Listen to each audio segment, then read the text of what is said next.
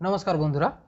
आज के जे विषय निये कथा बोलबो सेटा हच्छे आज आगेर भिडियोते बोलेछिलाम जे आधार कार्ड बंद हो जाच्छे किभाबे आपनारा चेक करबेन एरकम आधार कार्ड बंद हो गेछे नोटिस सेई विषय निये कथा बोलछिलाम। तो जादेर आधार कार्ड बंद हो गेछे बा बंद हो जाबे तारा कि करबेन कोथाय फर्म फिल आप करबेन काके जानाबेन सेई विषय निये आजके कथा बोलबो। तो आपनारा नतून पोर्टाल चालू हो गेछे आपनारा जानेन नाकि जानि ना आमि आपनादेरके बोले दिच्छि जे नतून पोर्टाल चालू हो गेछे जेखाने किन्तु आपनारा फर्म फिल आप करले আপনার সাথে রাজ্য থেকে বা কেন্দ্র থেকে যোগাযোগ করে নেবে আপনার সাথে কোনো আপনাদেরকে কিছু করতে হবে না কোথাও যেতেও হবে না আপনাদের সাথে কন্ট্যাক্ট করে নেবে যে আপনার কি সমস্যা আবার আপনার আধার কার্ড কীভাবে চালু হবে ওনারাই চালু করে দেবেন সব কিছু করে দেবেন। তো সেই বিষয় নিয়ে আজকের আলোচনা দেখুন কীভাবে আমরা ফর্ম ফিল আপ করবো খুবই সহজ পদ্ধতিতে মোবাইল থেকেও করতে পারেন কম্পিউটার থেকেও করতে পারেন এবং লিঙ্ক আমি ডেসক্রিপশন বক্সে দিয়ে দেবো ওইখানে ক্লিক করে ডাইরেক্ট আপনারা ওয়েবসাইটে চলে যেতে পারবেন। তো দেখুন ওই লিঙ্কে ক্লিক করলে আপনারা ডাইরেক্ট এরকম একটি ওয়েবসাইটে চলে যাবেন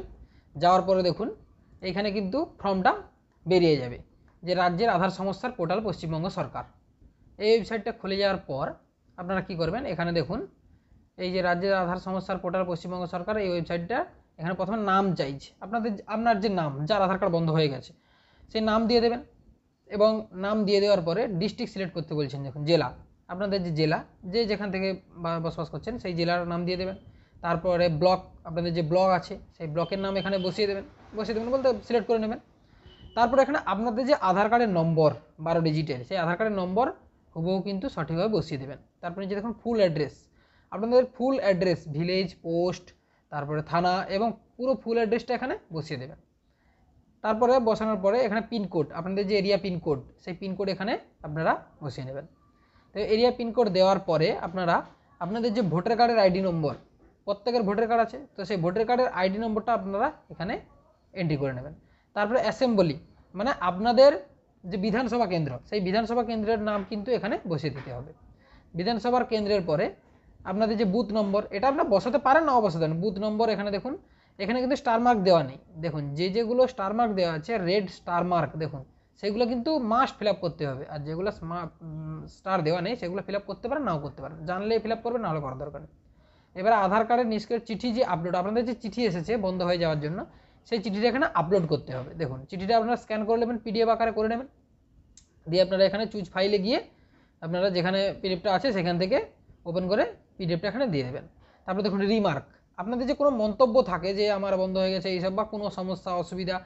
যা মন্তব্য থাকবে এখানে আপনারা লিখে নিতে পারবেন এবং বাড়িয়ে যতটা আপনাদের লেখা হবে ততটাই আপনারা লিখে নিতে পারবেন কোনো সমস্যা নেই। তারপরে চলে আসবেন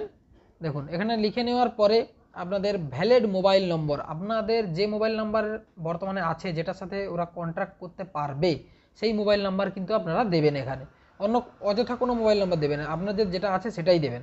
দিয়ে এখানে গেট ওটিপিতে ক্লিক করে ওটিপি যেটা আসবে ওটিপিটা এখানে বসিয়ে দিয়ে সাবমিট বাটনে ক্লিক করে নেবেন। তো সাবমিট করে দিলেই কিন্তু আপনার কাজ শেষ আপনাকে আর কিচ্ছু করতে হবে না ওরাই আপনাদের সাথে যোগাযোগ করে আপনার সমস্ত প্রবলেম ওখান থেকেই সলভ করা হবে। তো আশা করি বুঝতে পারলেন খুব সহজ পদ্ধতিটা। তো ভালো লেগে থাকে যদি একটা লাইক এবং সাবস্ক্রাইব করে রাখো যাতে আরও ভালো ভালো ভিডিও নতুন কিছু আপডেট আমি সবার আগে এই চ্যানেলে আপলোড করব আপনি দেখতে পাবেন তার জন্য সাবস্ক্রাইব করে রাখুন। ওকে আজকের জন্য এতটুকু বাই।